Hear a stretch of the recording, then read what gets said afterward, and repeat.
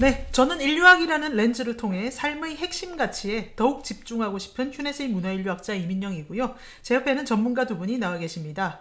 유대인이라는 렌즈를 통해 삶의 핵심 가치에 더 집중하고 계시는 유대인 전문가 홍익희 교수님. 예, 안녕하세요. 네, 그리고 탈무드라는 렌즈를 통해 삶의 핵심 가치에 더 집중하고 계시는 탈무드 전문가 김정환 대표님. 네, 미스터 탈무드 김정환입니다. 반갑습니다. 네, 저희가 인생에서 비전이 중요하다, 비전을 확립하자, 이런 이야기를 지난 시간에 했었는데 오늘은 삶의 핵심 가치에 대해서 이야기해 보도록 하겠습니다.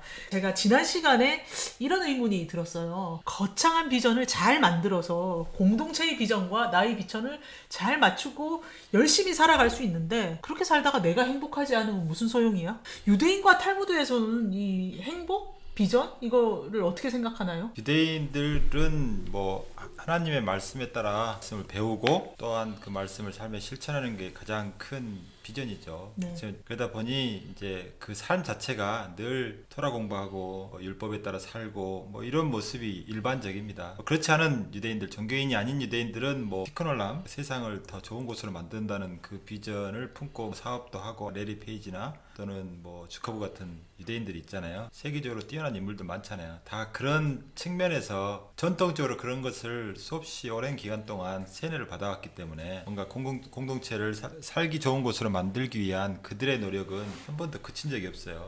단순히 나만 잘 먹고 잘 살고 내 가족 또는 내가 속한 작은 공동체만을 위한 그런 작은 비전이 아니라는 거죠. 그래서 그 사람들은 혼자 그렇게 못하기 때문에 공동체가 같이 나서서 도와주는 거고, 쉽게 말하면 대의 명분이 훨씬 더 광대하고 또한 조금 더 표현하면 위대하다. 그러니까 사람들이 훨씬 더 공감을 갖죠. 그래서 도울 사람들이 많이 생깁니다. 그래서 이제 하나님 말씀이 이 땅에 실현되는 공동체는 말 그대로 잘 산다기보다는 모두가 평화를 누리는, 가난한 사람조차도 먹고 사는 걱정 없고, 그래서 모두가 감사하며 사는 그런 공동체. 그러니까 공동체의 평화가 탈무드가 말하는 그 유대인이 만들고 싶은 이상 사회예요. 그러니까 유대인의 그 공동체의 평화를 샬롬이라고 하는데, 그 샬롬은 부족함이 없는 상태를 말합니다. 우리가 풍선을 불었을 때 그 어느 순간이 가면 더 이상 불리지 않고 막 뻥 터지기 일보 직전에 있잖아요. 그 상태가 샬롬이라고 그래요. 그러니까 더 이상 부족한 게 없어요. 그러니까 인간 사회가 그렇게 되기 위해서는 정말 많은 사람들이 노력해야 되겠는데, 특히 부자들한테 그런 역할을 맡겨놨거든요.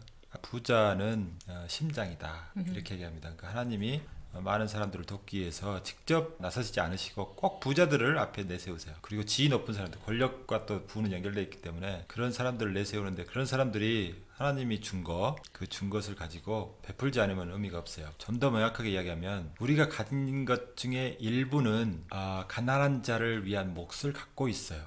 그걸 안 주면 절도죄가 돼요. 뭐냐면 성경에는 자주 이런 얘기 하거든요. 그 수확을 할 때 반 모퉁이 베지 말고, 떨어진 그 이삭은 줍지 말고, 떨어진 과일 줍지 말고, 이런 거 이야기하거든요. 그거는 가난한 자한테 가야 된다는 거예요. 그것까지 싹싹 다 긁어서 추수해버리면 가난한 사람 죽게 되잖아요. 그렇게 되니까 결국 우리한테 주어진 수입의 일부는 하나님이 가난한 사람한테 주도록, 가난한 사람한테 갈 몫을 미리 우리한테 땡겨준 거죠. 그래서 그 부분을 11조라고 하기도 하고 구제 헌금으로 내기도 하고 그러잖아요. 그게 만약 가난한 사람한테 가지 않으면 말씀드린 대로 절도죄가 성립된다, 그렇게 볼 수 있습니다. 네, 제가 행복에 대해서 여쭤봤는데 샬롬과 가난한 자에게 자선, 봉사 이런 얘기를 해주셨어요. 네, 교수님 어떻게 생각하십니까? 유대인들한테 행복이라는 건 크게 보면 두 가지가 있는데, 하나는 일상의 행복, 또 하나는 어떤 신앙적인 행복. 이 두 개로 나눠볼 수 있는데, 일상의 행복이란 뭐냐면, 유대인들은 정말 오랜 기간 고통과 절망 속에서 살았습니다. 그들의 역사를 보면 아주 고난과 형국의 역사예요. 그리고 박해받고 학살당하고 하는 게 아주 일상처럼 계속됐던 고대와 중세를 살아오면서, 그들한테는 그 절망 속에 보이는 그런 어떤 평화로운 하루가 굉장히 귀중한 가치로 다가오는 거예요. 그래서 유대인들은 아침에 눈을 뜨면 항상 그 감사기도를 올리는데, 오늘도 새로운 하루를 주셔서 고맙습니다라고 감사기도를 하거든요. 그거는 정말 그 아픈 절망 속에서 자연스럽게 우러나오는 기도이기 때문에, 그들의 행복이라는 게 그렇게 거대하거나 거창하거나 멀리서 찾는 게 아니라 평화로운 하루를 맞이하는 게 그들의 행복이에요. 행복. 그래서 아이들한테도 그러한 평화로운 하루에 대한 감사함을 항상 그 느낌을 전달합니다. 애들이 학교 갈 적에 오늘 모든 게 잘 될 거야 라고 아주 입버릇처럼 얘기를 해요. 그리고 아이들한테 그 명랑한 집안 분위기나 낙관적이고 희망적인 그러한 거를 심으려고 굉장히 노력해요. 실제로 탈무드에서도 보면은 하나님은 명랑한 사람한테 축복을 내린다라고 돼 있어요. 낙관은 자기뿐 아니라 다른 사람도 밝게 만든다고 그랬어요. 또 그 탈무드에 보면 또 무슨 얘기가 있냐면 하얀 일을 드러내고 웃어주는 친구가 우유를 주는 친구보다 더 위대하다는 말이에요. 그러니까 사람을 밝게 맞아들이는 게 어떤 물질적인 도움이나 이런 것보다도 훨씬 가치 있는 일이라는 거죠. 이게 일상에 있어서 행복이에요. 행복이라는 게 그렇게 거창한 개념이 아니라 일상에서 밝고 긍정적이고 낙관적일 수 있으면은 그걸 으뜸으로 치는 거죠. 그리고 또 하나는 신앙적인 행복은 뭐냐면 배움이 그들한테는 행복이에요. 그러니까 배움으로써 본인이 성장을 하고 유대교 신앙에 보면 배움이 하나님께 다가가는 길이에요. 그러니까 하나님의 섭리를 이해하고 그 섭리를 이해하는 것만큼 하나님한테 다가가는 거예요. 그러니까 그들의 궁극적인 행복은 내가 배움을 통해서 어떤 통찰과 깨달음을 얻어가지고 하나님의 섭리를 이해하고 하나님을 더 사랑하게 될 적에 하나님한테 더 가까이 가고 그게 삶의 목적이야. 그러한 행위 자체가 평생 공부해서 하나님 곁으로 가는 게 그들한테는 행복이에요. 그러니까 일상의 행복이 있고 어떤 신앙적인 행복이 있는 거죠. 또 하나는 제가 말씀드릴 게 우리 삶에 뭐 좋은 일도 있고 나쁜 일도 일어날 수 있잖아요. 네. 예를 들면 바르 미츠바라고 유대인 아이들 남아는 13세 여아는 10 이제 계명의 아들 기념식을 합니다. 성인식으로 이렇게 번역하는데 이게 좀 특이한 게 뭐냐면 율법을 지킬 의무를 그때부터 지기 시작하는 거예요. 그 전까지는 부모가 집니다. 그러니까 아이가 그 전에는 뭐 나쁜 일 하면 당연히 부모가 책임져요. 근데 13세 이후로는 아이가 스스로 책임집니다. 근데 이거는 기쁜 일은 사실은 아니에요. 우리 군대에 가는 친구 있는데 막 박수 쳐주고 그러지 않잖아요. 네. 의무로 가는 건데 그런데도 유대인들은 이걸 엄청나게 큰 유대인 인생에서 가장 중요한 이벤트로 치거든요. 근데 율법을 지키는 것이 행복이기 때문에 그걸 박수 쳐주는데 중요한 거는 그 율법을 지키는 게 왜 행복이냐고요. 그 613개의 계명을 유대인들이 지킬 때 613개를 뭐라고 부르냐면 하나님과 만날 수 있는 613개의 길이라고 봐요. 그 율법 지키는 순간에 자기는 하나님을 생각하는. 예를 들면 뭐 코슈 율법을 지킨다 그러면 어느 아이가 상점에 가서 엄마한테 초콜릿을 먹고 싶어요. 엄마한테 주면서 물어보는 질문이 이거예요. 이거 엄마 코슈 아니야? 우리는 아이들이 엄마 사줘 이 정도로 이야기하죠. 그 아이들은 초콜릿을 볼 때 내가 유대인인데 이거 먹어야 될까 말아야 될까 그걸 먼저 생각하는 거예요. 하나님의 명령을. 그게 하나님을 만나는 그 방법이라는 거죠. 그래서 유대인들은 율법 지키는 게 하나님과 만나니까 얼마나 행복해요. 네. 그리고 인생에 있어서 나쁜 일이 벌어질 수도 있고 또는 자기가 잘못할 수도 있어요. 나는 하나도 잘못 없는데 나쁜 일이 계속 벌어져. 난 열심히 하는데도 계속 경제적으로 어렵고 뭐 몸이 아프고 뭐 이럴 수도 있잖아요. 그리고 어떤 경우에는 내가 잘못한 경우도 있어요. 사람들한테 비난받고 뭐 이런 경우. 그래도 나쁜 일이라 보지 않습니다. 내가 잘못해서 나쁜 짓을 저질렀어요. 그러면 그걸 뭐라고 보냐면 회개할 기회로 봐요. 불행한 일이 벌어졌어요. 그러면 기도할 기회로 보는 거예요. 근데 놀라운 건 뭐냐면 하나님이 가장 좋아하는 게 이 두 가지. 회개와 기도. 하나님의 마음을 바꿀 수 있는 것도요. 회개와 기도예요. 그러니까 유대인들은 설사 내가 죄를 짓고 불행한 일에 빠졌더라도 이렇게 재구성을 해버려요.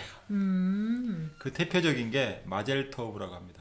유대인들이 정말 많이 쓰는 단어 중에 하나가 마젤토브인데 환영한다 그런 뜻이에요.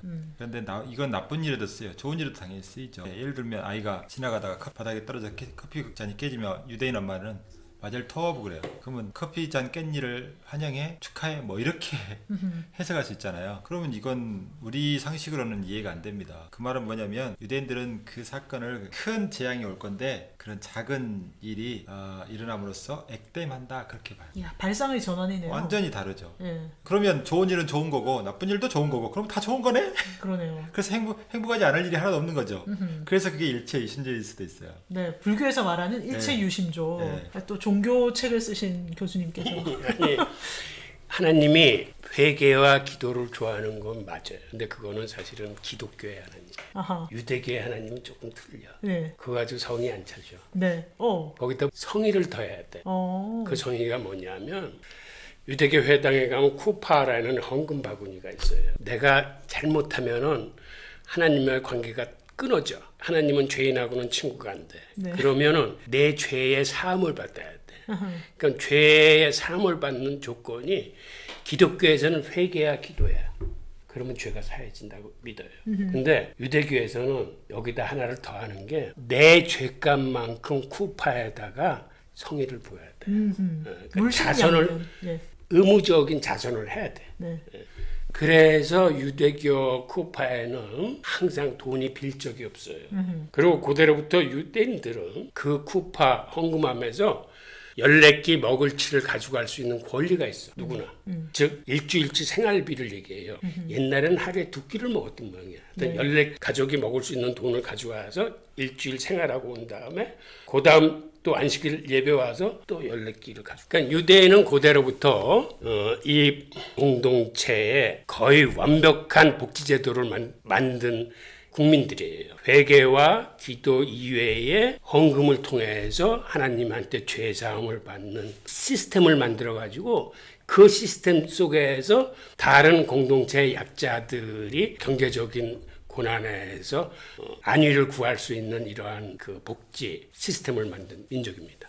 제가 유대교와 탈무드에서 행복이 어떤 건지 여쭤봤는데 딱 행복으로 얘기 안 해주시고 율법을 지키는 거, 공부를 하는 거, 공동체에 자선을 베푸는 거, 평화 이런 개념들을 계속 얘기를 하시더라고요. 행복이라는 말을 저는 실체가 없다고 보거든요. 왜요? 그건 너무나 퉁치는 느낌? 네. 그 순간순간에 마음이 즐겁고 만족스러운 것이 아예 만족한다 그런 말로 쓰면 되지 왜 퉁쳐갖고 행복이라고 얘기하나요? 그래서 평소에 샬롬을 좋아하시는 것 같아요. 그렇죠. 맞아요. 살롬이라는 게 사실은 평화거든. 천주교에서도 주님의 평화가 그대와 함께 이렇게 서로 얘기를 해줘요. 그게 샬롬인데 샬롬이라는 그 원 뜻은 살리라는 동사에서 왔는데 그 뜻이 뭐냐면은 값을 치르다, 빚을 갚다, 지불하다 이런 의미예요. 오. 그게 또 어떤 의미냐면 내가 죄를 지면 하나님하고의 관계가 끊어진다고 그랬거든요. 그런데 죄값에 해당하는 값을 치르면은 하나님하고의 관계가 회복되면서 내가 다시 평화로운 상태로 들어가는 거예요. 죄를 지면은 불안하고 그 죄의식 때문에 평화롭지 못해 사람이. 그런데 죄값을 치러서 하나님한테 용서를 받으면 이제 계산이 끝나고 하나님 앞에서 떳떳한 거야. 네. 그게 샬롬이야. 아하. 그러니까 행복이 아니라 네. 평화가 더 큰 가치지. 아하. 샬롬이. 네. 근데 샬롬이 그 불교에서 말하는 여여한 상태인 것 같아요. 그럴 줄 모르죠. 저는 네. 불교를 잘 모르지만은. 아니 세 종교 이야기 쓰시고 또 5종교 비교한 책도 쓰신 분이 그래도 몰라. 여여하다는 게 불교에서 좋다 싫다 분별이 없는 상태, 대상을 있는 그대로 받아들여서 흔들리지 않는 상태를 말하는 것 같은데 행복은 뭔가 달콤하고 사탕을 확 먹는 느낌이라면 여여한 거는 그런 거 없이 그냥 배도 안 고프고 그냥 편안한 상태 이런 것 같아요. 네. 그런 의미에서 샬롬하고 비슷한 거죠. 샬롬은 네. 샬롬도 내가 빚진 상태가 없는 상태. 네. 하나님한테조차도 빚진 게 없고 평화로운 상태. 이게 샬롬이니까. 그러니까 제가 이제 행복을 이야기할 때 이런 생각을 해봤거든요. 이렇게 뭐 그래프처럼 오르락내리락 주기적으로 이렇게 그게 계속해서 네. 나뿐만 아니라 나를 둘러싼 환경 속에서도 이렇게 하기 때문에 내가 좋다가도 주위가 나빠지면 나도 똑같이 안 좋아지고 뭐 이런 게 되잖아요. 요셉의 삶에서 구약 성경에 나오는 거죠. 구약 성경에서 나오는 요셉의 이야기가 상당히 저한테는 감명 깊게 들렸는데 뭐냐면 요셉이 다 일을 겪고 나서 자기가 고백하는 말이 있어요. 이 모든 일은 하나님이 하신 것이다. 당신들 앞에 나를 보내셨고 당신들이 올 걸 미리 예비해 놓은 거다. 그렇게 고백을 해요. 그 고백이 가장 행복의 정점에서 할 수 있는, 유대인으로서 할 수 있는 최고의 행복의 표현이 아닌가 그런 생각이 드는 거예요. 구덩이에 들어갔다가 노예 생활을 했다가 집사로 됐다가 막 인정받다가 다시 또 감옥에 들어갔다가 갑자기 또 총리도 됐다가 막 이게 왔다 갔다 해요. 감옥에 들어갈 때는 진짜 침울했을 것이고 또 총리가 되면 이제 영광스러웠을 것이고, 그런 과정을 다 겪었던 요셉이 마지막에 행복으로 결론 짓는 거지. 하나님이 다 이렇게 하신 거라고 믿음의 눈으로 보니까 구덩이에 빠졌던 그 사건, 그 다음에 감옥에 갇혔던 그 또 10년, 이런 것들이 나쁜 게 아니라 오히려 좋은 일을 위한 어떤 준비 기간이 될 수도 있고요. 그러니까 최종적으로 그렇게 평가하는 걸 보면 그게 진짜 행복한 사람? 행복한 삶을 산 사람이 아닌가 그런 생각이 드는 거예요. 마크 트웨인 같은 사람은 요셉을 아주 신랄하게 비판을 해요. 왜요? 그러니까 요셉이 한 짓이 7년 동안 매점매석해가지고 그 이집트인들은 정말 힘들게 만들고 자기 동족만 잘 먹고 잘 살게 만들었다고 그래서 아주 전형적인 자본주의의 어떤 그 나쁜 걸로 그 평가를 합니다. 코로나 시대에 마스크 매점매석하는 그런 나쁜 일과 똑같네요. 네. 그리고 네. 사실은 사유재산과 인센티브라는 제도가 이 자본주의를 사실은 발전시켰어요. 하지만 이러한 인센티브가 결국은 사람을 정말 피곤하고 온기를 없애는 그러한 원인으로서 이 제도 자체를 굉장히 폄하하는 사람들도 있어요. 그런데 유대인이 좀 특이한 점이 그들은 그대로부터 능력껏 벌어서 필요에 따라서 나누어 쓴다는 이러한 철학을 가지고 살았기 때문에 2000년 이상 세계 곳곳에 흐트러진 디아스포라 생활을 하면서도 그 험한 세상을 이겨냈거든요. 그러니까 그들이 자본주의 효율을 쫓아서 돈을 벌었어요. 그런데 자본주의 효율이라는 게 아까 얘기한 뭐 인센티브나 사유재산이나 이게 많음에도 불구하고 그들은 돈을 벌어가지고 대신 돈을 쓸 적에는 하느님의 뜻에 따라서 썼어요. 그걸 자기가 쓴 게 아니라 공동체에 다 내놓고 필요에 따라서 다 나눠 쓰게 했어요. 그러니까 그들한테는 자본주의나 공산주의라는 이런 개념 자체, 이데올로기가 없었을 때 그들은 그렇게 살았어요. 나중에 사실은 자본주의나 공산주의라는 이론이 모두 다 유대인으로부터 나옵니다. 그거는 자기들이 살았던 거를 이론화시킨 거야. 그러니까 그들의 삶을 보면서 자본주의의 어떤 효율이나 장점, 그로 인해서 세계가 발전한 원동력으로 작용하고 실제로 세상을 발전시킨 거는 그 나름대로 인정을 해줘야 되지만, 그래도 궁극적으로 우리 공동체가 살아야 될 방향은 사회의 약자를 돌보아가면서 살아야 돼.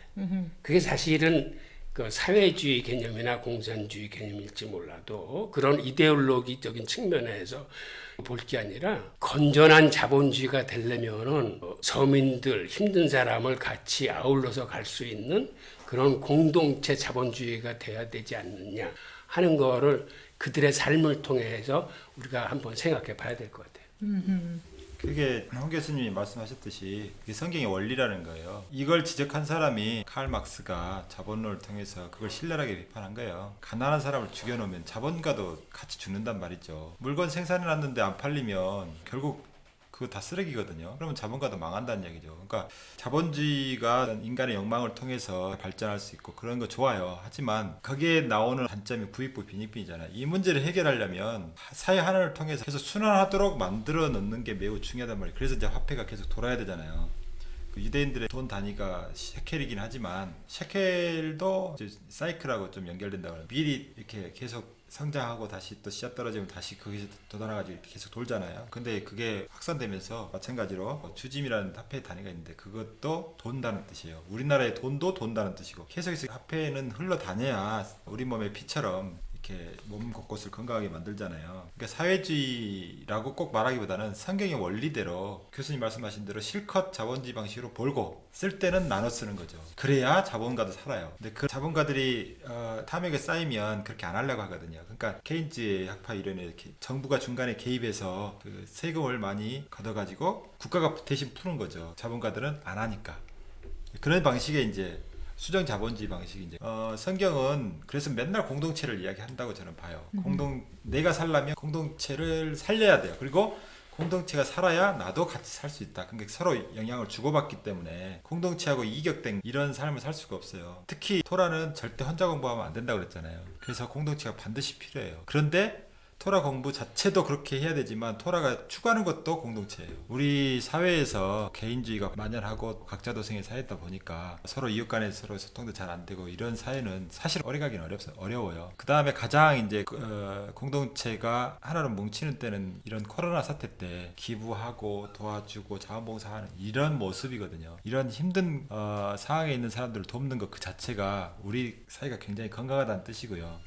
개인이 살아야 될 공동체 이 자체가 동시에 똑같이 건강하게 가야 되기 때문에 개인이 비전을 세팅을 하거나 또는 내가 어떤 일을 할 때 항상 공동체를 생각하면서 하라는 거예요. 예, 제가 행복에 대해서 여쭈었더니 지금 개인과 공동체의 관계, 경제학적인 관점들, 관계적 관점들 이런 얘기를 많이 해주셨는데 사실 인류 역사상 수많은 철학자들과 뭐 학자들이 행복에 대해서 공동체와의 관계 뭐 이런 거 계속 논의해 왔죠. 예. 근데 또 대표님께서 테드 강연 들으셨는데 관계가 중요하다 이런 얘기도 있었죠. 네네. 하버드 대학교에서 75년간 행복에 대해서 연구한 것을 발표했는데 1938년부터 724명을 조사를 했대요. 근데 그때 당시 아이들 두 부류로 했는데 한 부류는 하버드대학교 2학년생, 한 부류는 보스턴에서 이 할렘가에서 있던 그 청년들을 대상으로 나이가 이제 비슷한 때를 75년을 추적해 보니까 결론이 좋은 관계를 맺는 것이 행복에 매우 중요한 요소더라. 그러니까 하버드 같은 좋은 대학을 다니는지 할렘처럼 좀 못 사는 거든지 중요하지 않아. 네. 인간에게는 관계가 더 중요해. 네네네. 네. 네. 그런 관계들이 좋을 때 행복 지수가 높아지는데 세 가지 교훈을 네. 이야기를 했어요. 하나는 공동체 관계가 긴밀할수록 행복 지수가 높더라. 또 하나는 관계의 질이 높을수록 행복 지수가 높더라. 또 하나는 이런 관계가 좋은 사람들이 뇌 건강에도 굉장히 도움을 받아서 장수하더라. 이런 이야기 하는 거예요. 네. 제가 볼 때 인간의 삶에서 좋은 때와 나쁜 때가 계속 반복되고 이게 종교적으로 보면 너무 더덥고 이 일시적인 감정에 휩싸이는 게 무슨 소용이야. 결국 좋은 것도 없고 싫은 것도 없고 모든 것이 하나님의 뜻인 이 상태, 샬롬과 여야함의 상태를 종교적으로는 바라지만 저는 찰스 다윈의 후예이고 인류학자로서 보면 인간이 진화해 오기 위해서 그리고 모든 생명체가 진화해 오기 위해서는 행복이라는 감정이 굉장히 도구적으로 유용했다고 생각하거든요. 왜냐하면 맛있는 걸 먹으면 행복하고 좋은 사람과 만나서 어울리면 행복하고 그러니까 행복한 걸 자꾸 추구하게 되는 거예요. 어떻게 보면 쾌락이라고 할 수도 있는데 이런 감정이 없었으면 우리 감정이 항상 여여하고 항상 샬롬하면 우리가 짝짓기도 안 할 것이고 먹을 거 찾으려고 직장도 안 다닐 것이고 진화를 할 수가 없었을 거예요. 그래서 저희가 행복이라는 감정을 갖게 되고 이거를 마약처럼 계속 추구하게 되었다는 그 심리학자들의 분석도 있거든요. 뭐 서은국 교수님이나 에드 디너 같은 행복 연구하는 심리학자들이 행복은 이런 유용성이 있어 라고 굉장히 연구를 많이 했습니다. 그래서 저희가 행복을 도구로 잘 쓰는 게 좋다고 저는 생각을 하거든요. 그래서 비전을 찾을 때 내가 뭘 하면 행복한지 관찰을 해라 이런 얘기도 들었어요. 내가 잘하고 보람이 있고 돈도 많이 벌고 그런 일을 했을 때 행복하잖아요. 그래서 그거를 잘 발전시켜서 비전으로 삼으면 인생이 좀 뜻있어진다. 행복하고 되게 직결된다고 생각이 되더라고요. 그 긍정심리학이라고 인간이 어떨 때 긍정적이고 행복한가를 연구하는 긍정심리학을 창시하신 심리학자 마틴 셀리그먼 교수는 관계뿐만 아니라 5개로 정리를 했더라고요. 온갖 실험과 연구를 다 해보고 그래서 페르마 공식이라고 만들었는데 P, 긍정적 정서, 그리고 몰입, 시간 가는 줄 모르고 뭔가에 빠져 있을 때 우리가 덕질할 때 잘 알죠. 세 번째는 사람들하고 관계가 좋을 때. 네 번째는 자기가 중요하다고 믿는 어떤 것에 소속되고 거기에 기여한다는 의미. 그리고 성취, 뭔가 성취하는 거, 이겨내고 뭔가 획득하는 거, 그거 자체가 너무 좋아서 추구하는 거. 이 5가지가 행복에 정말 중요한 요소다. 이런 얘기를 했더라고요. 그러면 관계를 좋게 하는데 필요한 것들이 나머지 4개다 이렇게 보면 안 될까요? 그러니까 이제 여기서 첫 번째 보면 긍정적 정서. 네. 긍정적 정서대로 아까 탈무드에서 또 유대인들이 이야기하듯이 명랑한. 누구한테 하든지 웃는 얼굴로 대하고 호의적으로 대하고 먼저 인사하고 뭐 이런 거 있거든요. 그런 긍정적인 정서들을 발현하는 것이고 몰입은 뭐냐면 일종의 실력이라고 봐요. 전문적인 어떤 지식을 쌓을 때 몰입하는 시간이 있거든요. 네네. 몰입 시간, 그 시간을 통해서 우리가 많이 성장하거든요. 네. 또 의미는 행복한 것만 찾아다니는 게 아니라 때로는 우리가 고통 속에 있고 불행한 일이 일어나도 그게 의미가 있으면 참아내고 인내하는 거죠. 그래서 나중에 그러니까 그런 좋은 결과가 이루어지면 그게 성취감이 되고 그게 자아 존중감을 높여줘서 계속해서 바른 생각과 옳은 행동을 하게끔 자극하는 거죠. 그런데 그게 사람들이 알아주니까 난 존경받고 칭찬도 받고 나한테 그게 명예가 되고 그렇게 해석하면 좋을 것 같은데 어떠세요? 맞아. 네, 심리학자 알프레드 아들러라고 또 이렇게 행복 연구한 사람하고 지금 해석이 비슷하세요. 그 사람이 뭐라고 했냐면 행복이란 우리가 살고 있는 이 세계에 대해서 내가 여기에 있어도 된다는 소속감을 느끼는 것 이렇게 정의를 했거든요. 그러니까 이 세계나 공동체를 위해서 헌신적인 행동을 함으로써 느낀다는 거죠. 그렇죠. 네네. 그게 이제 노동이나 일이나 또는 뭐 어디에 참여하고 그런 활동들을 통해서 내 자리가 있다는 게 얼마나 행복한 건가요? 여기 저기 출근했는데 내 자리가 이렇게 보존돼 있고 나는 거기서 일할 수 있고 그 영역에서는 내가 어떤 일을 할 수 있는 그런 공간이 늘 마련돼 있다면 그렇게 하려면 이제 현실적인 행동을 벌여야죠. 일단 우리 사장님한테 잘 보여야 되고 네. 이런 활동들을 하면서 인정받으면서 또한 어떤 결과를 내고 성취감을 느끼면 좀 더 높은 자리에 갈 수 있겠죠. 그리고 또 행복연구의 대가인 에드 디너는 또 비슷한 얘기했어요. 3가지가 행복해지는 지침이라고 얘기를 했는데 첫 번째가 소중한 사람과 시간을 많이 보내라. 두 번째는 좋아하고 가치 있다고 생각하는 일을 해라. 세 번째는 목표 그 자체보다는 그것을 이루는 과정에 초점을 맞춰라. 그러니까 저희가 지금까지 얘기한 게 다 상통하는 거예요. 네네. 그러니까 행복 자체를 추구하라는 사람은 없어요. 근데 행복해지려면 요런 요소들이 필요하더라. 요런 요소들이 충족되면 행복하더라. 근데 이걸 하나의 깔때기로 몰고 가면 사실 비전을 가져라. 비전을 갖고 그거를 향해서 노력할 때 행복해진다. 이렇게 해석할 수 있을 것 같거든요. 저는 개인적으로는 비전은 갖는 즉시 이루어진다라고 보는 사람. 오? 옛날에 그 월드컵에서 꿈은 이루어진다고 네. 별표 표시가 그렇게 됐잖아요. 네네. 약간 종교적인 해석이긴 한데 하나님의 비전이 있어요.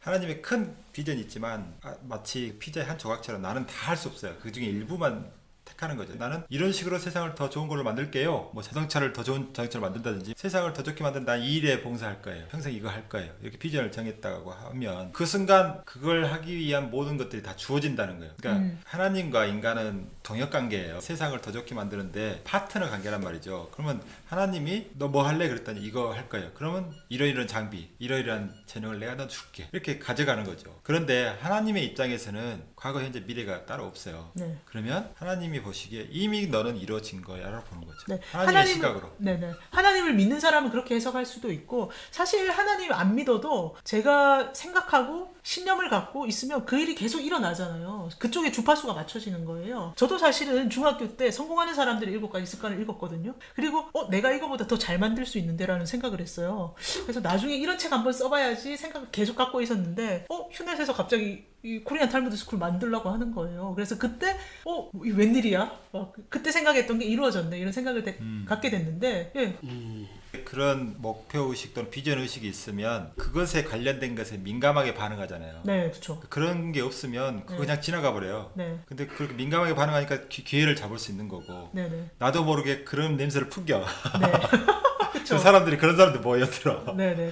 그리고 제가 그 성공하는 사람들의 7가지 습관을 읽고 재미있었고 그거를 따라서 막 해보고 써보고 비전 써보고 이런 거 하니까 행복했단 말이에요. 네. 그러니까 그거를 사람들한테 자꾸 얘기를 하니까 누가 여기도 소개해주고 저기도 소개해주고 그러니까. 비슷한 책도 또 갖다주고 계속 일이 점점 일어나더라고요. 예. 네. 그런 것 같습니다. 나중에 이제 비전 그걸 반복해서 자기가 새기는 과정을 거칠 텐데 네네. 그러니까 이제 툭 건들면 바로 비전이 툭 튀어나오도록 깔때기처럼 네네. 그 비전으로 말이나 행동들이 바뀌어가는 거죠. 네. 그러니까 나중에는 비전 자체가 되는 거지. 쉐마 이스라엘인 거죠, 사실은. 그렇죠. 네네네. 비전이라는 게 어떤 사회적인 영향력을 끼치게 하는데 이게 굉장히 중요한 요소인데 예를 들어서 우리 동양삼국을 비교해 보면 중국하고 한국하고 일본이 같은 것 같으면서 굉장히 틀려.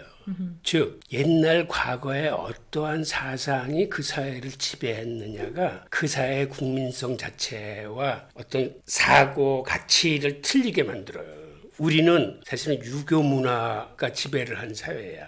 그래서 우리는 대의명분이 굉장히 중요한 사회예요. 실용보다는 대의명분이. 맞아요. 네. 반면에 중국은 어떨 것 같아? 유교 공자명자가 다 중국에서 태어났음에도 그 사람들은 거기에 그렇게 크게 가치를 안 둬. 그 사람들은 손자병법 같은 이런 실용 학문에 가치를 둬. 네. 그래서 그들한테 중요한 거는 수단은 사실은 그렇게 크게 아니고 결과가 중요해. 즉 성취가 중요해. 그래서 36개래거나 이런 것들이 정당한 수단으로 평가받는 사회야. 그러니까 거기는 성취라는 게 상위 개념이야. 네. 뭐로 가든 어떤 길로 가든 해내면 그게 승자야. 네. 근데 우리 조선은 안 그래. 어?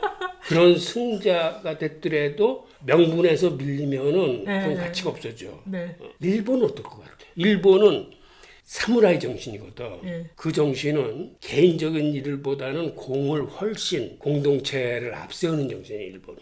그래서 어떤 의미에서 무사도 정신, 그리고 또 장인 정신, 그들의 활복이라는 게 공 앞에서 사는 잘못하면 죽어야 되는 존재예요.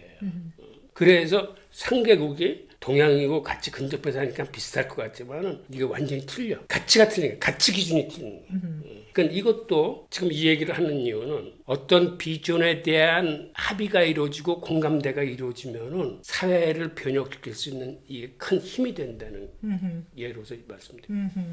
야, 그러면 우리가 비전을 만들어 가지고 이 사회적으로 공감까지 해 가지고 큰 일을 이루어내면 좋겠는데 이 비전을 어떻게 찾을 것인가?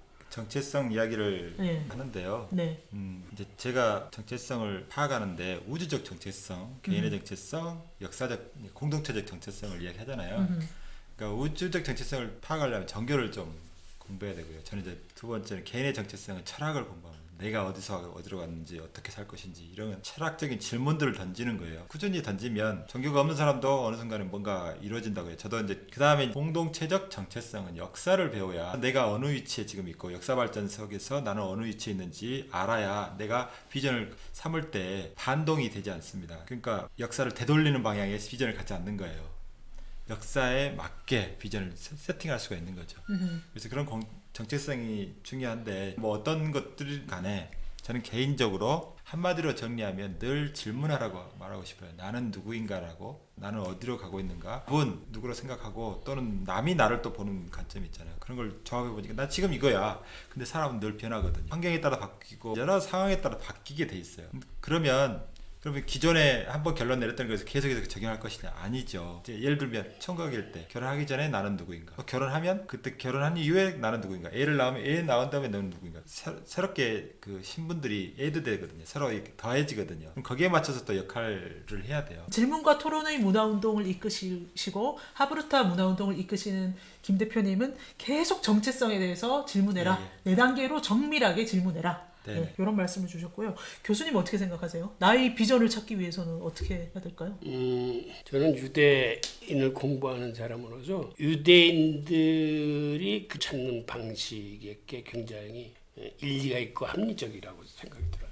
즉 티크놀람 사상 그리고 다시 반복하지만 그러한 큰 틀 하에서 그다음에 자기의 미션이나 이런 거는 상황에 따라서 시기에 따라서 이거는 변화가 가능하고 그걸 찾아가는 과정이 우리의 인생이라고 생각합니다. 그래서 세상의 큰 업적 중에 3분의 2가 보통 어떤 연령대에서 성취가 됐냐면 60대 이후에 성취가 됩니다. 오. 세상의 큰 업적의 3분의 2는 60대 이후에 이루어집니다. 그 얘기는 60대까지 살아오면서 그러한 비전이나 자기의 미션이 명확해지는 거지. 그리고 그때서야 내가 뭐를 잘하는지, 뭐를 하면 보람을 느끼는지, 뭐를 해야 내가 행복해지고 즐거워지는지 이거를 아는 거죠. 그래서 실제로 우리가 아는 많은 사람들 중에 60대 이후에 큰 일을 한 사람들이 많아요.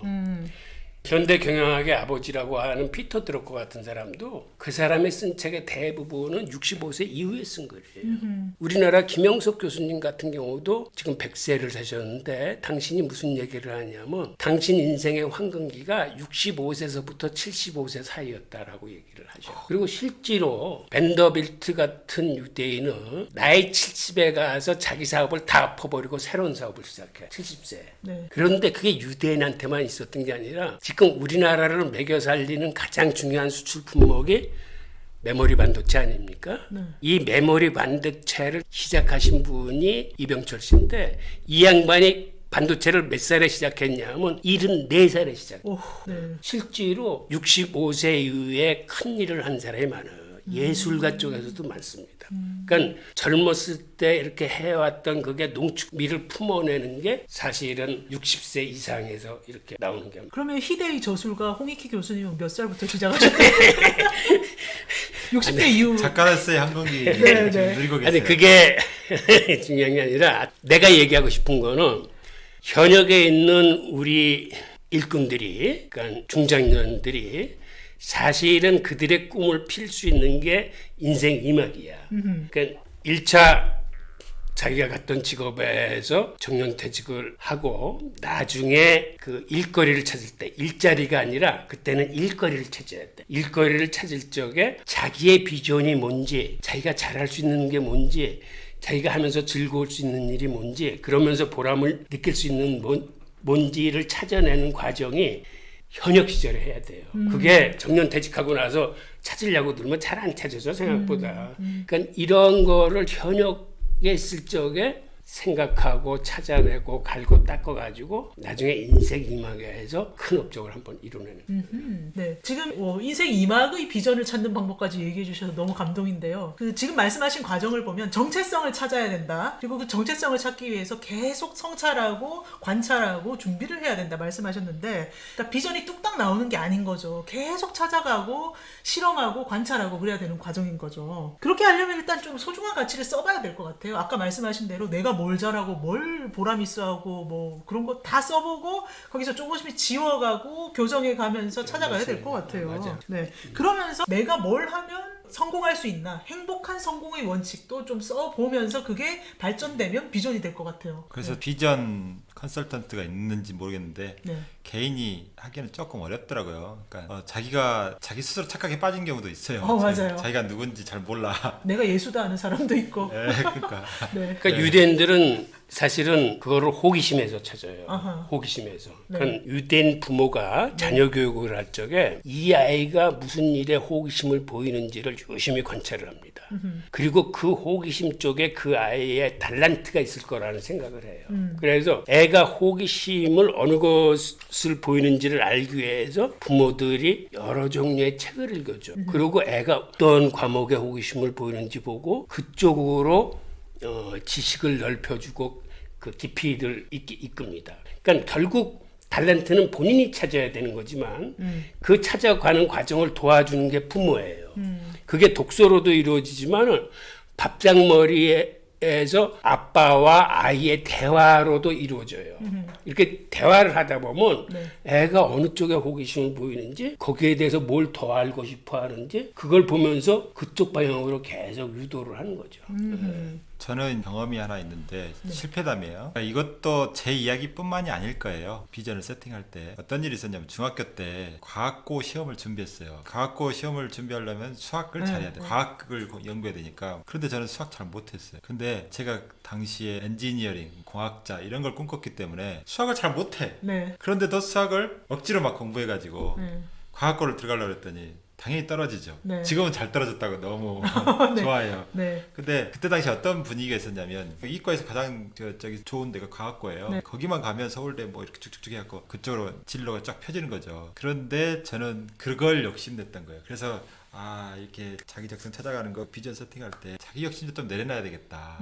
그런 생각이 들어요. 아니 지금 수학 말씀하시니까는 유대인들이 네. 그들은 뭔가를 혼자 성취하려고 하잖아요. 항상 같이 네. 함께 성취하려고 그래요. 사실 오늘날의 구글이 있었던 거는 레리 페이지가 정보를 검색하는 방법에서 링크드인이라는 개념을 생각해냅니다.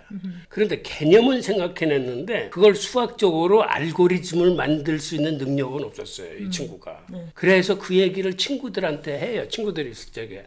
야, 내가 보기에 이렇게 하면 좋은 정보가 검색될 것 같은데 나 이거 알고리즘 못 만들겠다. 그러니까는 그때 옆에 있던 세르게이 브린이 그거 내가 할 수 있을 것 같은데 그래서 그 친구가 알고리즘을 만든 거예요. 결국 개념 만든 사람 따르고 이거를 도와줄 수 있는 친구가 옆에 있어서 오늘날 구글이 탄생한 거예요. 그러니까 그들은 항상 공부를 할 때도 같이 하고 무슨 일을 할 때도 같이 하잖아요. 네. 같이 한다는 게 그만큼 중요한 거예요. 아인슈타인도 상대성 이론을 만들었을 적에 개념은 잡았지만 본인이 그걸 수학적으로 풀어내지 못했어요. 그때 그거를 그 와이프하고 수학 잘하는 친구들이 풀어줬거든. 그러니까 유대인들은 그런 식으로 항상 하브루타 하면서도 같이 토론하고 대화하면서 이렇게 공부를 하고 또 이러한 연구를 할 적에도 같이 하고 사업을 할 적에도 같이 하고 평생을 공동체 속에서 함께 한다, 같이 한다는 이러한 사고방식이 굉장히 중요한 사고방식. 저도 네. 수학을 못했지만 네. 수학 잘하는 친구를 어떻게 사귀어가지고 그 문제를 해결했어야 되는데. 저는 성공하는 사람들의 7가지 습관 같은 거 쓰고 싶었는데 능력이 안 되다가 두 분이 갑자기 제 인생에 나타나셔가지고 지금 같이 하고 계세요. 네, 그래서 저희가 공저로 책을 쓰게 돼서 너무 영광이고요. 탈무드에 수학이 없어서 너무 다행이에요. 수학적 사고는 필요한 것 같아요. 네, 수학적 네, 필요한데 네. 수학은 저도 과학고 떨어졌는데. 네. 네. 수학이 이렇게 만나는군요. 과학과 탈락자들 둘이나 뭐예요. 교수님 때는 과학고가 없었고. 맞아요. 네, 저희가 비전에 대해서 얘기해 보니까 이렇게 재미있지만 저희가 합의한 것은 아마도 맛있는 거 먹고 게임하고 이렇게 소소한 쾌락에 가까운 행복보다는 좀 큰 뜻을 품고 공동체와 함께하는 이런 행복을 잘 관찰하고 발전시켜서 비전을 만들어서 좀 세상을 좋게 만들자, 이 정도로 좀 뜻을 모을 수 있을 것 같습니다. 맞나요? 네. 네, 그러니까 작은 꿈이 또 큰 꿈으로 발전하기도 해요.